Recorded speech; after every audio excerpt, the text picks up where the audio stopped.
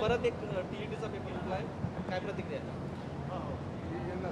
TET शिक्षकांची पात्रता परीक्षा याचा पेपर फुटल्याचं समोर आलेलं आहे.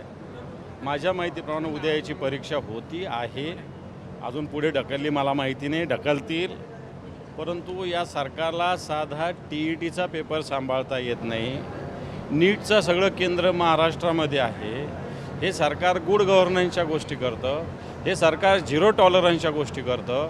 कुठं गुड गव्हर्नन्स आहे, कुठं झिरो टॉलरन्स आहे?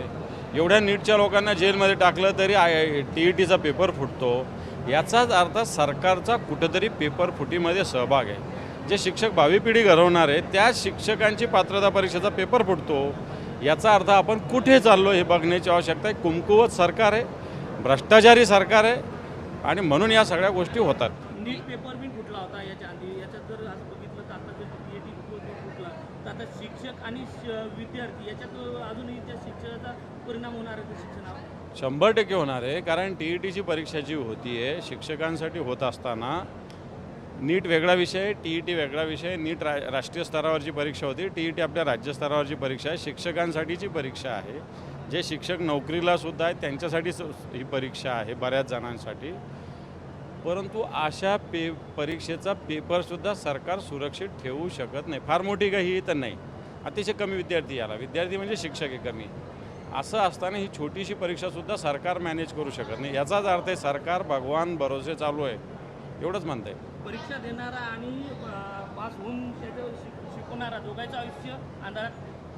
हे बघा, याच्यात परीक्षा देणारा तर परीक्षा झालीच नाही. पण आपणही विद्यार्थी राहिलो आहे, मी स्वतः विद्यार्थी राहिलो आहे, अजूनही विद्यार्थी. पण एखादी परीक्षा असली तर माणूस वर्ष, 6 महिने, 4 महिने, 2 महिने पूर्ण तयारी करत असतो. आणि नेमकं माझी परीक्षेचा वेळ आली, मी अभ्यास केलेला 4 महिने 6 महिने, माझा पेपरच फुटला जर कळाला तर माझ्या जो मी मेहनत केलेली आहे अभ्यासाचा त्याचं माझी मेंटॅलिटी काय होती. एक, आता माझी परीक्षा पुढे ढकलली जाणार आहे म्हणून वेळेवरच परीक्षा देण्याचा जो उत्साह असतो ती परीक्षा पुढे ढकलली तर मला असं वाटतं माझा परीक्षेचा उत्साह कमी होतो आणि माझ्या निकालावर त्याचा परिणाम होतो. हो, हिंदी पेपर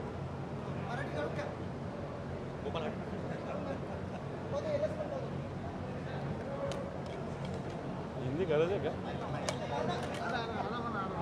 एकाच जणाकडे सगळं हिंदी नहीं, सर्व चैनल हिंदी ना, हिंदी प्लस मराठी. महाराष्ट्र में जिस प्रकार सीईटी का पेपर लीक हुआ है, महाराष्ट्र नीट का भी पेपर लीकेज का केंद्र स्थान रहा है. उससे भी सरकार ने अनुभव नहीं लिया. जो टीईटी की एग्ज़ाम वैसा देखा जाए तो बहुत छोटी एग्ज़ाम है, उसमें भी महाराष्ट्र का सरकार पास नहीं हुआ. जो शिक्षक ये टीईटी देती है वो शिक्षकों की ही ये टीईटी, मैं समझता हूँ उसका पेपर लीक होना बड़ी महाराष्ट्र सरकार की बेइज्जती इसके माध्यम से हुई है.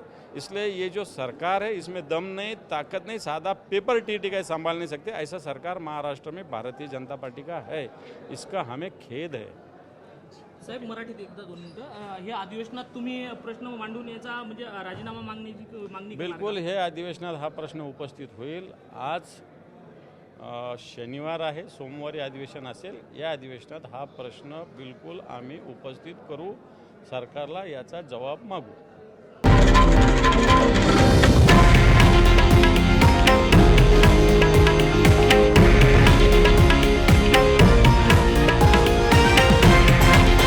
हे आहे देशातील नंबर 1 न्यूज नेटवर्क आणि आपण पाहत आहात TV9 मराठी, एकमेव.